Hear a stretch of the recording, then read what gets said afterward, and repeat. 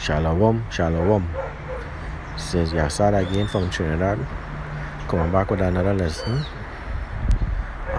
Just want to give a quick shout out to all the Akim and Aqua that is pushing the word to truth and sincerity, and also to the apostles and the elders that continue to rule us well and continue to guide us in the spirit.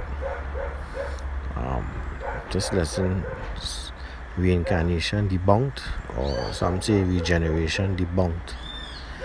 Right? A lot of people said that the Bible doesn't have reincarnation in it. I'm going to give you a couple of quick precepts. And again, as I keep saying, if after these couple of precepts you don't get it, then this is not for you. So I'm going to start off here with Ecclesiastes chapter 1 verse 9. The thing that had been, it is that which shall be, and that which is done is that which shall be done, and there is no new thing under the sun. So clearly just said there's no new thing under the sun. And basically when you see a child born, you say, oh, it's new. It's only new in this generation, right? But that spirit was here before and walked on here again and came back here. And on another lesson I'll show you why it came back here. And a lesson I'm gonna call Hell Debunked. So I'm gonna continue here. This is Hebrews 9 and 27. And it is appointed unto men once to die, but after this the judgment. And you say, aha, once to die, but after this the judgment. So I'm going to touch on that very quickly. This is 2 Ezra 14:35. For after death shall the judgment come, when we shall live again. See, I could stop this lesson right here.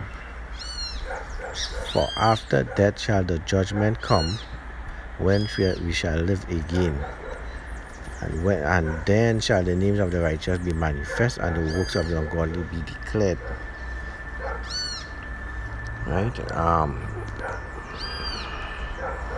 So I'm going to give you a couple examples. Right? This is John 9 and 1. And you all should know the story, but listen to it again. John chapter 9 verse 1. And as Yahushua passed by, he saw a man which was blind from his birth. So he was born blind, right? So follow me with this. He was born into the world blind. Verse 2. And his disciple asked him, saying, Master, who did sin, this man or his parents, that he was born blind? So the disciples started to ask, who sinned that he was born blind? Right? So basically, if you're just born, how can you sin? You're just born. That means you have to sin in the life before, which is why you actually came back blind. Right? Because if you sin in your lifetime before, whatever you do, the judgment, as I just read, they're going to be back to you, and then you shall live again. So the judgment, they was kind of asking, hey, this guy was blind from birth. Is it him that sinned or his parents that sinned? Right? So, jumping now, going to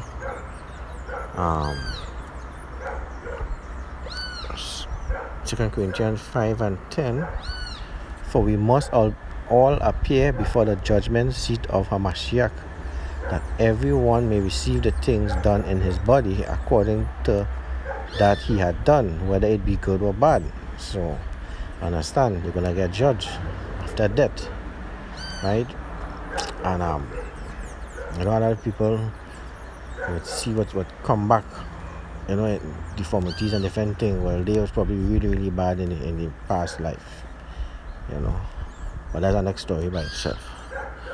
Right? So everyone must be judged. So they asked him who had sinned. Was it him or his parents had sinned? Right? So he came back born blind. So they understood. The disciple understood that you could come back, right? And he lived before. So if he had sinned before, he probably sinned and did stuff so bad that the Most High bring him back here blind. So going into this is Matthew 11. And you start from 7, just to give you an idea.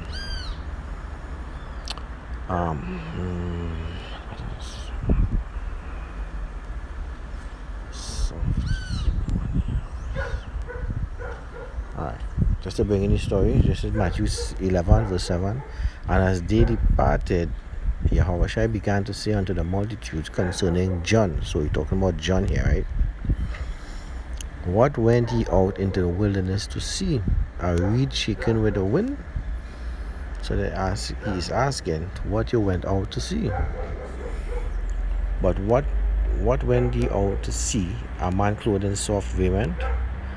Behold, they that wear soft clothing are in the king's houses. When Yahushua was choosing his disciples, he didn't go and choose, modern day. We didn't choose men in suit and tie. We went by the fishermen, the folks, on the street.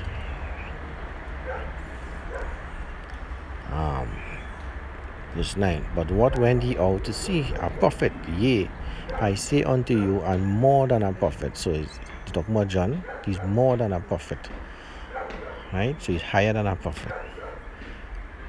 Verse 10. For this is he of whom it is written, Behold, I send my messenger before thy face, which shall prepare thy way before thee. Right? And that was written now in Malachi. I'll just touch on it very quickly.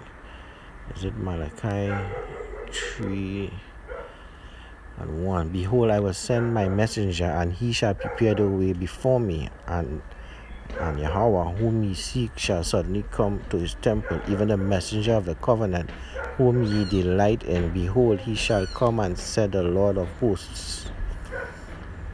But who may abide the day of his coming? Who shall stand when he appeareth? For he is like refined fire and full of soap. Right? So Malachi shows you that was written before time. So coming back here now. Verse 11. Verily I say unto you, among them that are born of woman, right, there had not risen a greater than John the Baptist. Notwithstanding, he that is in the least of the kingdom of heaven is greater than he.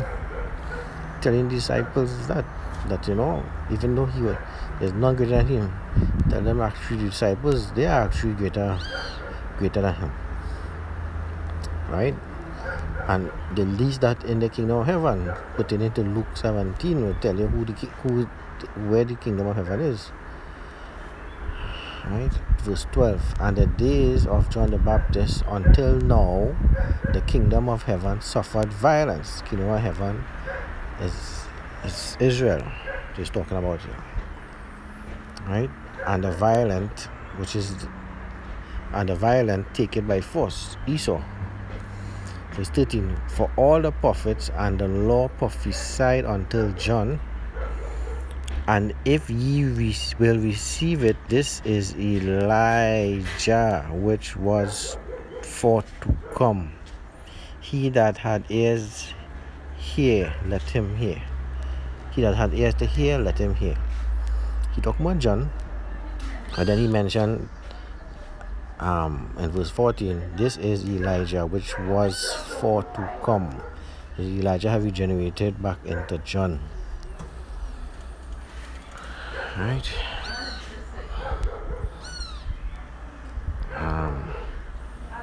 Gonna jump onto by the way, reincarnation mean re is to come back, and the word carnation come from is in the flesh. So come back in the flesh. Right, this is Amos 9 and 1. No, so like go straight to the point here. 11. In that day I will raise up the tabernacle of David that is fallen, and close up the breaches thereof, and I will raise up ruins, and I will build it as in the days of old. And in that day I will raise up basically David and his tabernacle, all the people that was with him back then. Right? That is putting it. We'll go back a little bit here. Deuteronomy 28 and 36. Yahweh shall bring thee and thy king, which thou shalt set over thee, unto a nation which neither thou nor thy fathers have known, and there shalt thou serve other gods, wood and stone.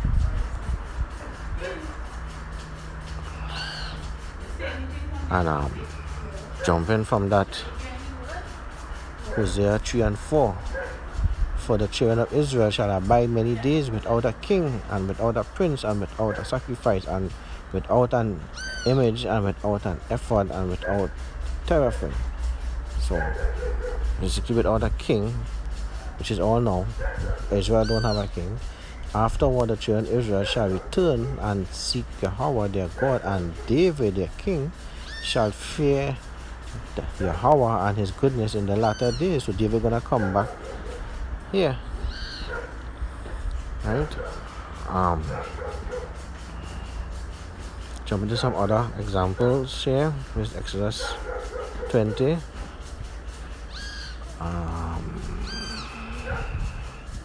Thou shalt not make unto thee any graven image or any likeness of anything that is in heaven above, and that is in earth beneath, or that is in the water underneath. Thou shalt not bow thyself down to serve them, for I, Yahweh thy God, am a jealous God, visiting the iniquity of the fathers upon the children, unto the third and fourth generation of them that hate me. So why is he coming back to as he said here, to the third to the fourth generation? That's about the time we usually come back, mostly about the fourth generation, right? That's why he visited them, because they had sinned in their last past life. This Deuteronomy 24:16, the father shall not be put to death for the children, neither shall the children be put to death for the father. Right? So remember this. The father shall not be put to death for the children, neither shall the children be put to death for the fathers. Right? Every man shall be put to death in his own sin. Right? So let's remember this. Gonna come back. You're gonna see how that's gonna come back here. This is Isaiah 14:18. All the kings of the nation, even all of them, lie in their glory, everyone in his own house. But thou art cast out of thy grave like an abominable branch, and as the raiment of those that are slain, thrust through with a sword, that go down to the stones of the pit, as a carcass trodden under feet. Thou shalt not be joined with them in burial, because thou hast destroyed thy land and slain thy people. The seed of evildoers shall never be renowned or known. Right? So, if you jump back here now to verse 1,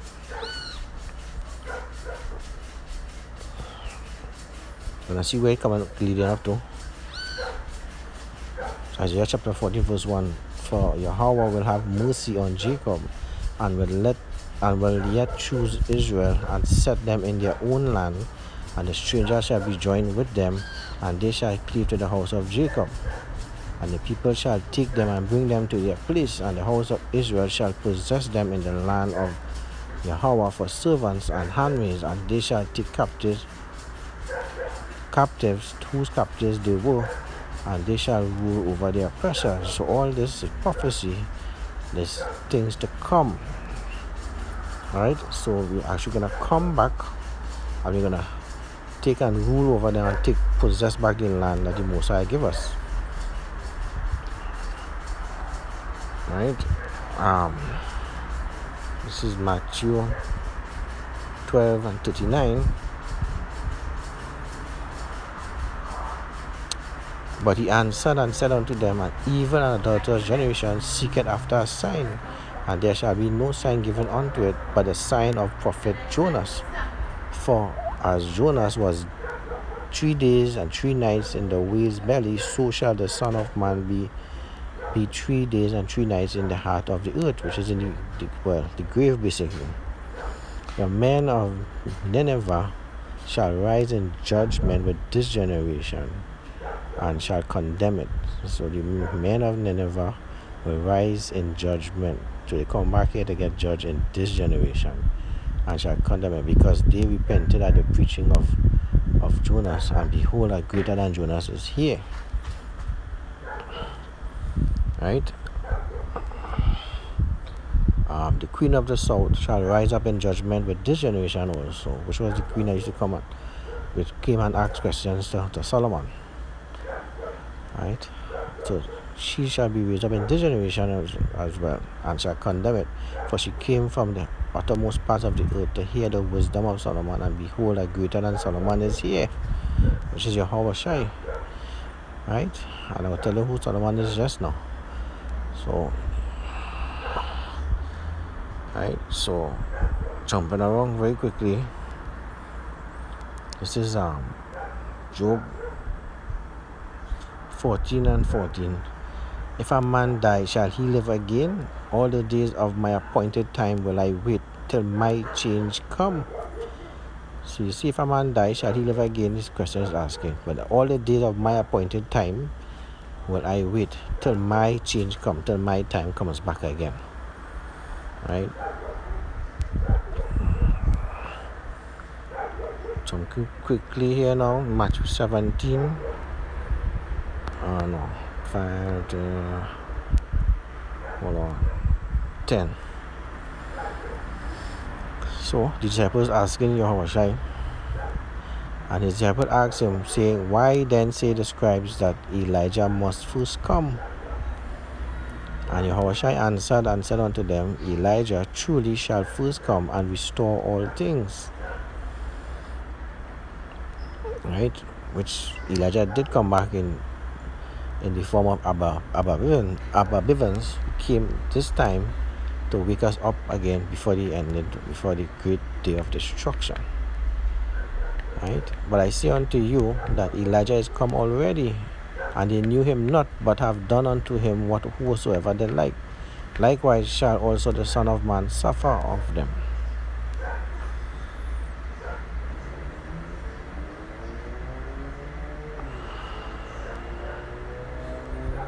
First Corinthians 14 and 32. Right? And the spirits of the prophets are subject to the prophets. So the spirits that was in the prophets came back as themselves as prophets again in every generation. You know, even as he said, Elijah came back as a prophet into John. Right?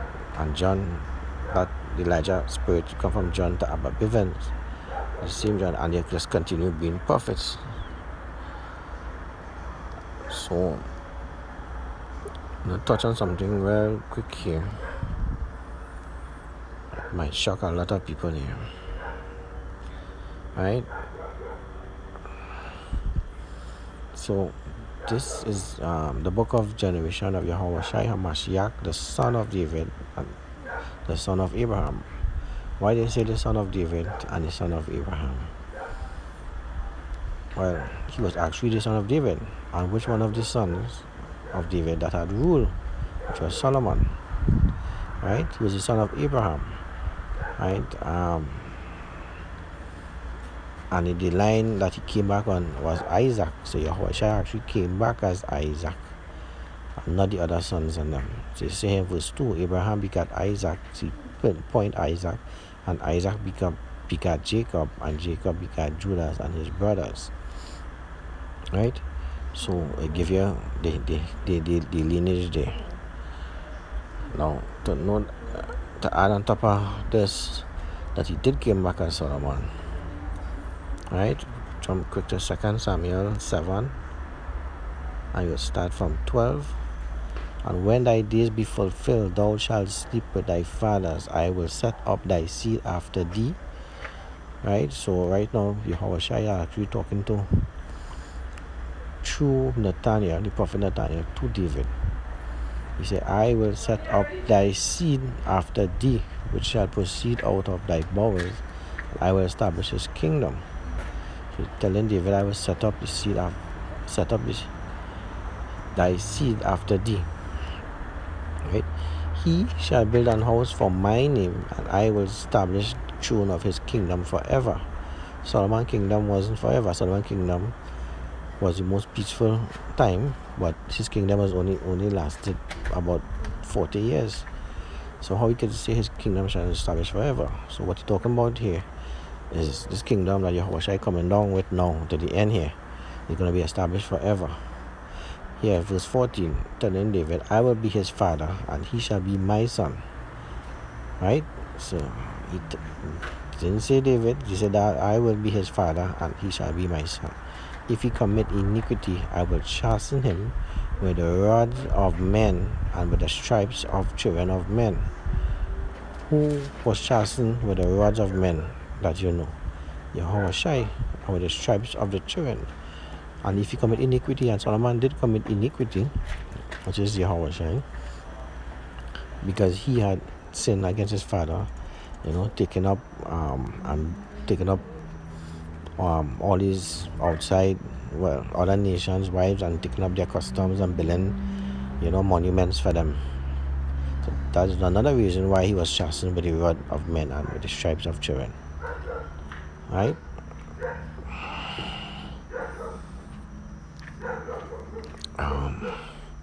But my mercy shall not depart from him, as I took it from Saul, whom I put away before thee. So it's showing here that he will have mercy on him. And thine house shall my kingdom be established forever before thee. Thy throne shall be established forever. According to all those words and according to all his visions, so did Nathan speak unto David. So that is quickly there to tell you Yahushua was Solomon, and he was Isaac as well. Starting a couple more precepts after I close off. You see, I think Daniel 12 and 13. But go thou thy way till the end be, for thou shalt rest and stand in thy lot at the end of the days.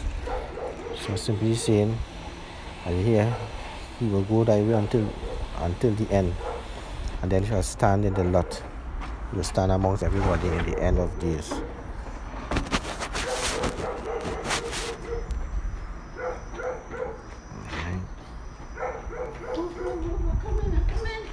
First Peter 3 and 19. By which also he went and preached unto the spirits in prison. Oh no, I'm going into something else. Sorry. We just end right here with this John 19 and 34. But one of the soldiers with a spear pierced his side, and forthwith came there out blood and water. So this is when he was being crucified. One of the soldiers pierced Yahushua at the side. Right? So